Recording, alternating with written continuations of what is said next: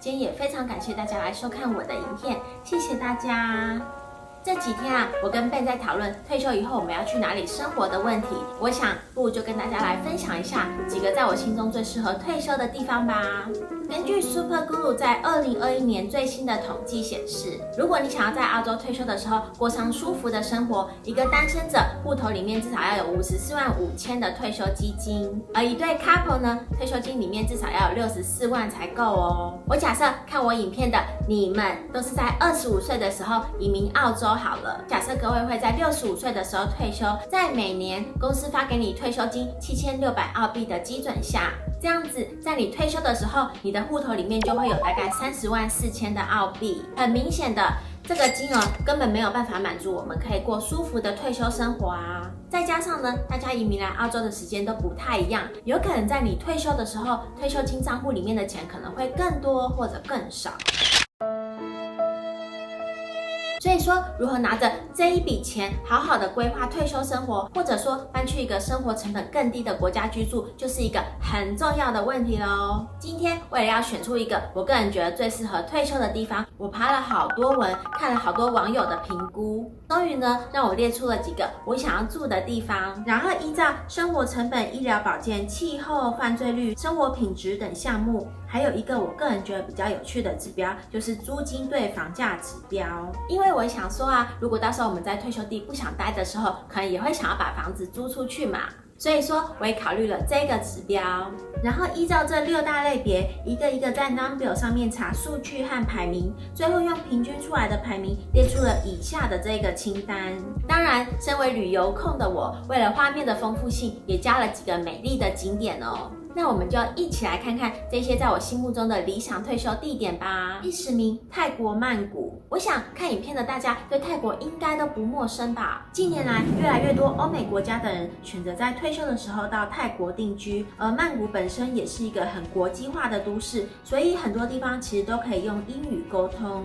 我之所以想要到曼谷退休，除了它有很多美丽的文化建筑之外，它还有阳光和沙滩，还有很多好吃的街头小吃，物价大致上跟台湾也差不多。每一个人每个月不含房租的生活成本大概是2万泰铢左右。整体来说呢，曼谷的房租和物价比 Brisbane 低了36%，比台北低了17%。曼谷属于热带季风性气候，全年的温度介于22到35度之间，大部分的时候都是炎热潮湿。12月的时候呢，会比较凉爽一点。不怕热的人可以考虑到曼谷或者邻近的海岛生活。在这一次的比较里面呢，曼谷表现比较好的是生活成本还有医疗保健，大概都是居中的位置。租金对房价比率也还不错，市中心公寓每1平方公尺的价格大概是15万台币。如果想要退休以后到泰国生活，可以申请泰国的 Retirement Visa， 只要你年满50岁，并且满足财力证明，比如说银行存款有80万泰币，或者每一个月的收入有6万5泰币，就可以申请哦。第9名，马来西亚吉隆坡。其实说实话，我自己本身并没有去过马来西亚，可是我看到网络上有很多人都推荐它为退休地点诶。吉隆坡飞回台湾的时间也只要4个多小时就够了，所以我就把它加上来啦。根据美国杂志 International Living 的排比呢，马来西亚在2020和2021年都有上榜了全球最佳退休国的前10名哦。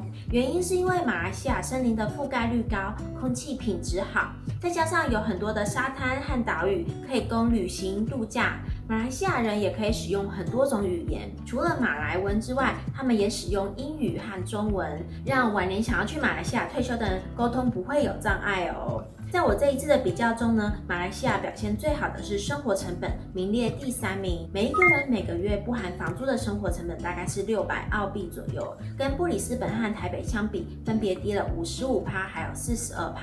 此外呢，它的医疗、生活品质和租金投报率也都有排在中间的位置哦。马来西亚有一个第2家园计划，可以让你在马来西亚居住10年以上，也可以申请医疗保险，还有使用公立医院的福利。50岁以上和50岁以下申请者的条件其实会有一点点的不一样，所以我会把申请条件放在资讯栏里面。可是听说呢，这个计划申请并不一定会通过，所以说如果你有想要长期留在马来西亚的打算，建议还是申请他们的 PR 哦。第8名，越南河内。河内是一个具有文化和浓厚历史遗积的城市，受到中法文化的影响，让河内不但有现代建筑，还同时保存了殖民时期的特色建筑，还有佛教宝塔。河内之所以适合退休，除了当地人非常的亲切友善以外，它还靠近许多知名的旅游景点。而美丽的环建湖就位于市中心，大家随时都可以去运动散步。此外呢，越南河内的低生活成本还有高房租投报率，也是吸引许多人退休之后前往居住的原因之一哦。每一个人每个月不含房租的生活成本大概是570澳币左右，跟台北和布里斯本比起来，物价低了47%到60%。市中心公寓每1平方公尺的价格只要大概6万台币。可是，一房公寓的租金呢，却可以高达9000台币耶，也难怪河内的房租投报率会是第4名了。只是比较可惜的是啊，越南并不像其他国家一样有推出退休签证，想要永居越南，申请者可能要考虑申办投资签证 DT 或者 DN Visa， 或者说你有越南配偶的话，就可以享有5年的签证豁免期哦。假如刚刚那3个你都没有兴趣，那就只可以用3个月的观光签证无限进出了。比较特别的是，因为越南和美国有特殊协议的关系，美国公民可以申请有效期长达1年的观光或者商务签证哦。第7名有2个，韩国和印尼。他们2个其实各自都有排名很前面的地方，所以说呢，最后的平均排名是一样的。我先讲韩国好了。之所以我想要到韩国去退休，绝对不是因为 Ben 的关系。我大概是在3年前看了孝利的民宿以后，就一直很向往到济州岛去生活。每一天学校里泡泡普洱茶、做瑜伽，天气冷的时候还可以在户外 SPA 泡温泉兼赏雪，光想就觉得很疗愈呢。可是啊，因为济州岛的资料实在太少了，所以我只好拿首尔来做比较。整体来说呢，济州岛的房租会比首尔便宜一点点，但是餐厅跟物价都会比较高一点哦。韩国表现最好的是它的医疗还有安全性，在韩国只要你有合法的居住签证，那你享有的医疗和需要支付的价格就会是跟韩国人都一样的哦。安全性方面，韩国安装的 CCTV 数量也是全球第7名。据统计，在2019年的时候，韩国大概就装了115万个 CCTV 耶。想要退休以后到韩国生活，有以下2种方式。第一个是花5亿韩币在韩国的子弟区域买房子，第二个呢是在银行放5亿韩币放5年，这期间都不要去动它。而对于在年纪55岁以上的人士，你可以选择在银行定存3亿韩元的方式，然后另外在别的银行再放3亿韩元。再来是印尼这一边，我选择的是巴厘岛。第一次知道巴厘岛呢，是因为这一部电影的关系。当时剧中的女主角毅然决然地放下一切，前往各地旅游。里面最让我惊艳的就是巴厘岛了。我特别喜欢巴厘岛，他们人们都很淳朴善良的感觉。而且像我们住在澳洲啊，离巴厘岛其实非常的近。常常有人说巴厘岛就像澳洲的后花园一样。巴厘岛除了有很多美丽的海滩和风景之外，也有许多古老的建筑，还有很多好吃的食物哦。我上次去巴厘岛上的厨艺课程，食谱到现在都还是舍不得丢掉呢。巴厘岛市中心公寓每平方公尺的价格大约只要1000澳币，而一房的公寓租金却可以租到400块澳币。所以说，巴厘岛的租金投报率是今天的第1名哦。另外，巴厘岛的生活成本也是今天的第4名，平均物价比布里斯本低了53%，比台北低了38%。想要到巴厘岛退休，其实非常的容易，只要你年满55岁以上，而且可以证明每个月可以有1500块美金的收入，你就可以申请印尼的 Retirement Visa KITAS 哦。第5名一样有2个，尼泊尔跟希腊。希腊有地中海盆地最长的海岸线，属于典型的地中海型气候，全年的平均温度大概是5到33度左右。冬季的时候温暖多雨，夏季炎热干燥，全年有很长时间的日照时间，被称为是欧洲人的阳台。不知道是不是因为这个关系，希腊雅典的气候分数是今天的第1名呢。另外，雅典表现很好的还有租金投报率。市中心公寓每平方公尺的价格大概是澳币2600块左右，而每一个月一房的公寓租金大概是600块澳币。整体来说呢，雅典的物价比 Brisbane 低了37%哦。如果你想要退休以后到希腊去生活，可以参考他们的黄金签证计划。只需要你投资25万欧元的资金在房地产上面，你就可以取得希腊的居住许可哦。再来就是尼泊尔的 Kathmandu， 有跟我一样被 Together 里面的拍摄场景惊艳到的，请加1。不知道是不是因为佛教是尼泊尔的第2大宗教，尼泊尔人总是给人家一种和善好亲近的亲切感。普遍来说，治安也很好。除此之外，尼泊尔的气候也非常好哦。除了冬天的几个月份比较寒冷之外，其他月份的气候都介于16到30度。对于喜欢温暖的退休人士来说，真的是非常的适合。尼泊尔的物价是今天10个中的第1名，一个人在卡斯曼杜每个月只要大概400多澳币就可以生活了。物价跟 Brisbane 比起来低了70%左右，也比台北低了61%。另外，我还有看到一篇网络文章，那个在尼泊尔住了10几年的人就说，几年前我的视网膜撕裂，我在曼谷的治疗费用为5000卢比，而这里的相同治疗只需500卢比，并且使用的是完全相同的设备。对于想要住在风景优美、环境又悠闲的人来说，尼泊尔真的是一个好的选择。但是尽管如此呢，尼泊尔的退休签证却有一点让人匪夷所思。首先，你需要可以提供2万美金的财力证明。可是，当你想要续签的时候呢，也需要可以提供你在尼泊尔花费了2万美金的证明。问题是，尼泊尔的物价这么低，想要花钱都很难了，要怎么花到2万美金呢？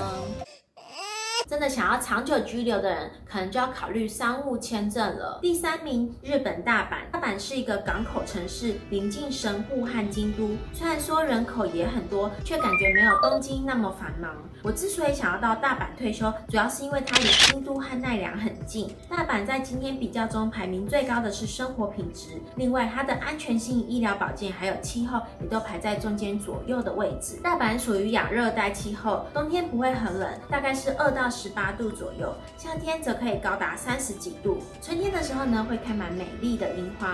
大阪也有环球影城，如果说您到大阪退休，家人来找你的时候，大家可以去环球影城玩。大阪的物价并不会非常低，可能只比 Brisbane 低了8%左右吧。另外，因为日本并没有提供退休签证，所以说想要在退休之后住在日本的话，可能你要在退休之前先找到一份工作，在日本居住满5年之后呢，申请规划成为日本公民才可能哦。第2名，台湾台北。台北今天排名最高的是治安和医疗，而表现最差的是房租投报率，所以说平均下来是第2名的位置。说到物价水平，当表的数据是显示台北比 Brisbane 低了23%左右，可是整体的购买能力呢，也比 Brisbane 低了44%。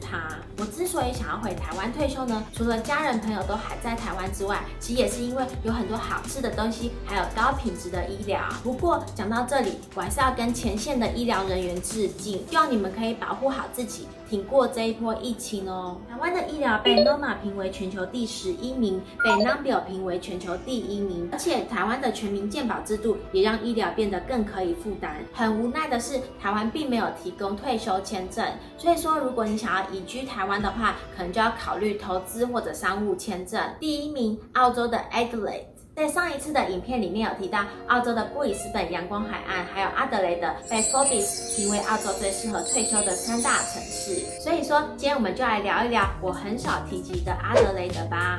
阿德雷德在今天大部分的比较指数上呢，都是排名前3名的。可是呢，因为我本身只有在阿德雷德旅行过的经验，所以说我特地去咨询了住过阿德雷德的 Ada， 为什么阿德雷德的生活品质会是第1名呢？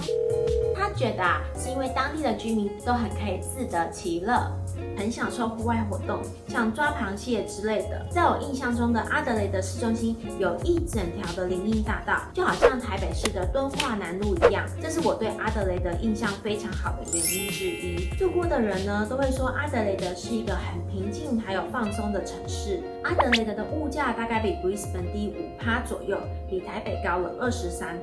如果说你想要退休之后移民澳洲的话，之前其实还有410、405这2个退休签证，不过呢，在2018年的时候，这2个签证就被父母签证给取代了。除非说你是之前就已经持有410、405的签证持有人，不然的话，现在就只能申请父母签证的103或者143咯。那以上这些呢，就是今天我想要跟大家分享的，在我心目中2021年的10大最佳退休地。其实如果说以现在的我来说，如果要我选择退休地的话，我可能会选择泰国、济州岛或者台湾吧。而至于为什么今天我会想要做这支影片呢？除了说让目前不能出国的大家看看各地的美景之外，其实还有一个原因，就是因为我接下来想要做一支关于澳洲退休金的影片。如果说你对这个内容有兴趣的话，请加1；如果你想要阻止我的话，请减1。那我们来看看结果会是怎么样吧。我们下次见咯，拜拜。